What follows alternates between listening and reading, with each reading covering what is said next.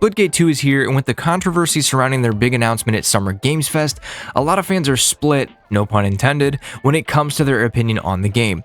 But there are a lot of people I see asking around if the game is actually good, so in this video I wanted to talk about and point out all of the things I think Splitgate 2 is doing very well, my overall experience with the game so far, and then later we'll get into the areas where I think the game needs to improve. So before I jump into any specifics, I just want to give a round of applause to the Splitgate team for launching not only a beta, but the launch of the full game in a state that is actually functional. It's a sad day when this is considered praiseworthy in the games industry, but after almost a decade of buggy, broken launches, Call of Duty, it's nice to be able to boot up a new game I'm interested in and just have it work. With all the complaining people love to do about Unreal Engine 5, I'm pleasantly surprised this game runs so well. I don't have a monster PC, but I have some solid hardware with a 3080 and a 5700X 3D, and I have no issues running this game at 1440p 144 FPS while streaming. When it comes to the gameplay, I've had some people on stream and on X or Twitter, whatever you want to call it, ask me what it would be comparable to, but to be honest with you guys, it's kind of hard to nail down exactly what it is. The best explanation I can give you is that it has gunplay very similar to Halo, but better. The jetpacks and movement feel in the ballpark of Titanfall 2 or Black Ops 3. And the last ingredient, there's like a splash of Unreal Tournament or Quake mixed into the game. One thing I'll say is that when you hit the flow state in this game, it tickles the right parts of your brain and it's extremely satisfying. Splitgate has found a way to perfectly balance both simplicity in its gameplay while also allowing for a high skill gap, meaning anyone can pick up this game and for the first hour understand most of the weapons, maps, and game modes.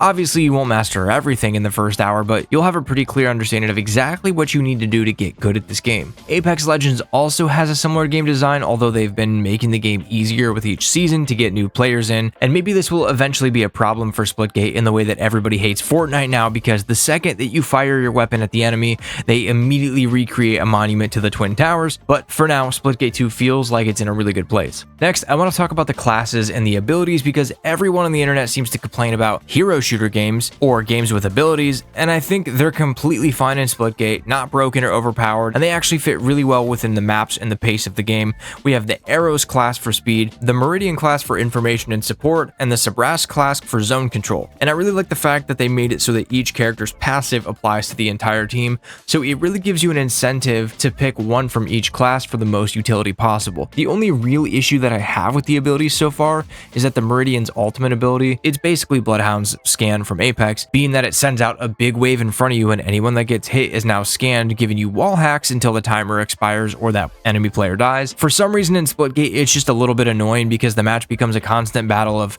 scanning and being scanned, and I think they really did a good job with the minimap giving you all the information that you need. You know, there's that little carrot either pointing up or down that shows if a player is above or below you. That combined with a simplistic map design, you can pretty much figure out where most players are at all times. I'm not really sure how they could nerf this wall hack or scan ability without making it completely useless. Maybe the scan range is shortened or the time that the enemies are revealed is shortened. Not super sure here, but overall the classes are fun, and if you're not immediately turned off by abilities, then you're probably going to have a good time. As someone who was not super interested in the first version of this game simply due to the portals, I'm here to say that you can absolutely play the game really without using them at all. Now, if you want to be the best, you're definitely going to have to master using portals, but if you just want to be good at the game, have a good time with some friends, the portals aren't a requirement to enjoy the game, and if the portals are a deal breaker for you, then you're in luck because there's actually a no portals game mode if that's more your pace. In fact, honestly, I'd recommend starting with the no portals game mode, because if you like the core feel of the gameplay, you can always learn the portal system later, and it gives you a good chance to see all the game modes without being overwhelmed by new mechanics. When it comes to maps and modes, right now we've got 9 multiplayer maps and 5 game modes, those game modes being Team Deathmatch, Domination, Hot Zone, Firecracker, and Split Ball. Team Deathmatch and Domination are obviously self-explanatory. Hot Zone is Hardpoint from Call of Duty, Firecracker is Demolition from Call of Duty, and Split Ball is essentially capture the flag but with a twist.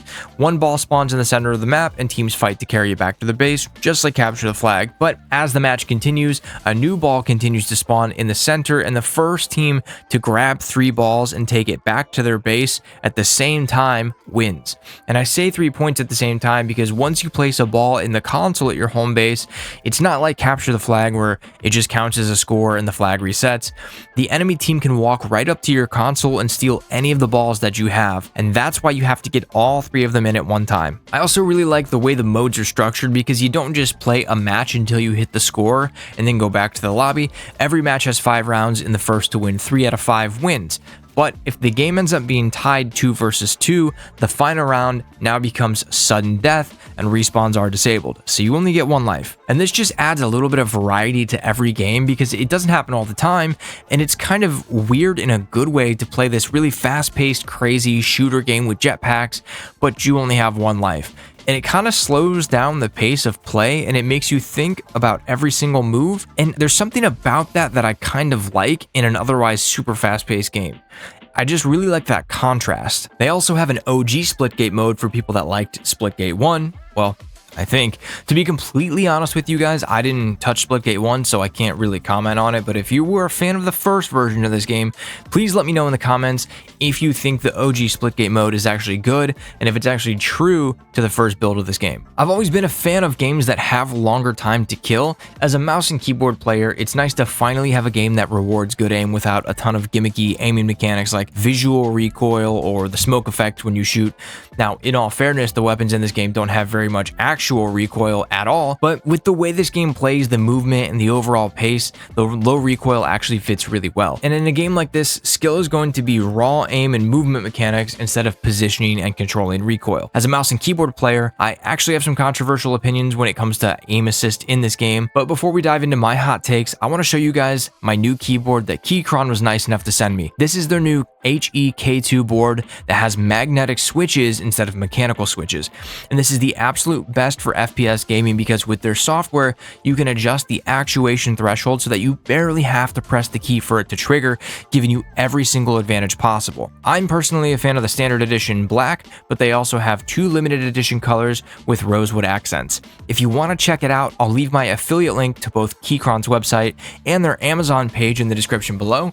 And if you decide to purchase something through those links, I earn a little bit of commission and it supports the channel. Now that we've gotten through the page shill section where I basically stroke Splitgate's ego, relax, I have plenty of complaints, so buckle up. But first, as promised, I just want to talk about aim assist a little bit. Again, I played controller for at least 15 years of my life before I built a PC in 2020, and even after that, I didn't switch to mouse and keyboard until maybe 2021. So I've been on mouse and keyboard for 4 years, and I'll just say this: Apex nerfing aim assist, it's in a good place in my opinion. The Finals nerfing aim assist, it's in a good place in my opinion. Call of Duty is the last game where aim assist is absolutely overpowered. There's no arguments about it. If you think otherwise, you're flat out wrong. Don't even bother arguing with me. You don't know what you're talking about. Call of Duty is the most broken aim assist I've ever seen in any game. It might as well be aimbot. It hands free soft cheats to bad players because it makes them feel good, and that's how they make their money. In Splitgate, I'll be completely honest with you, I've not ever once noticed aim assist feeling broken. I've never died to somebody and had my first thought be, oh, it's aim assist. So in my opinion, aim assist, the way that it currently is in this game, is completely fine and it's in a good balanced state. Now let's get into the list of things that I think they need to add or fix for this game to really have some legs and stand the test of time. And the first thing on my list, and I consider this a very basic core feature of any multiplayer game, we need a stats page. Without a stats page, I can't see where I'm at in terms of skill or win-loss ratio, if I'm improving or not, and it makes me not want to play this game at all. And to be honest with you guys, I'm past the point of just playing a game for the sake of playing the game. I need something to grind for, something to work on, something to understand my performance. Now, I know they've said ranked is coming soon, but I need a stats page like yesterday. And while I'm complaining, I'd like an overall skill rating similar to what we had in X Defiant, because honestly, if we have that, I really don't even need ranked because I can see my skill rating either go up or down as I play. And it bothers me that there's no after action report, so if you want to see the scoreboard after the game is finished and you're back in the lobby, you're out of luck. Number 2 on my list of complaints is that there's no telemetry options and no HUD customization. As a PC gamer, if I can't see my frames per second, I lose my mind. And before anybody says, well, run the NVIDIA overlay.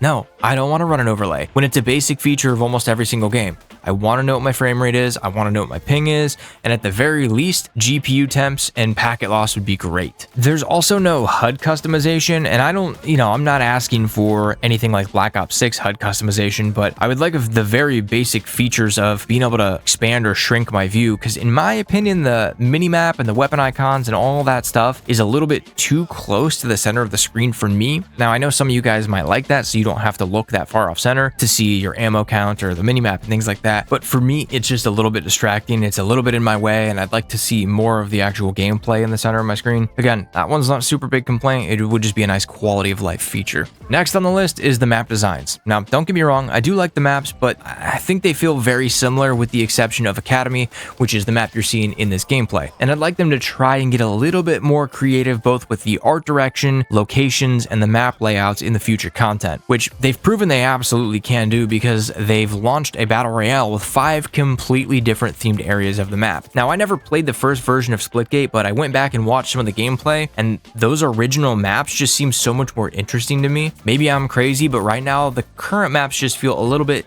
too much like different versions of some generic futuristic station or something. They've also done something really cool, and they've added the lab, which gives players the ability to create their own custom maps, and I have a good feeling this is going to be an amazing addition to the game, especially if we get really good maps out of players or out of fans that get approved by the devs or the community to be put into the regular rotation of the game. And the last complaint on my list is there isn't a lot of overall progression or depth to this game. Right now, I am enjoying the game, but at some point, I'm gonna run out of things to do. I think it would go a long way to add in things like mastery camos, weapon mastery rewards, unique cosmetics for completing crazy challenges, and some type of leveling or prestige system so that players have something to grind for. Now, I know that the ranked mode is coming, but let's put that aside for a moment because not everyone's going to want to grind ranked. This game seems to be trying to pull some of that inspiration from the mid to late 2000s games, and one of the things those games did so well was giving players things to earn that they could use as a flex to show that they completed some crazy challenge.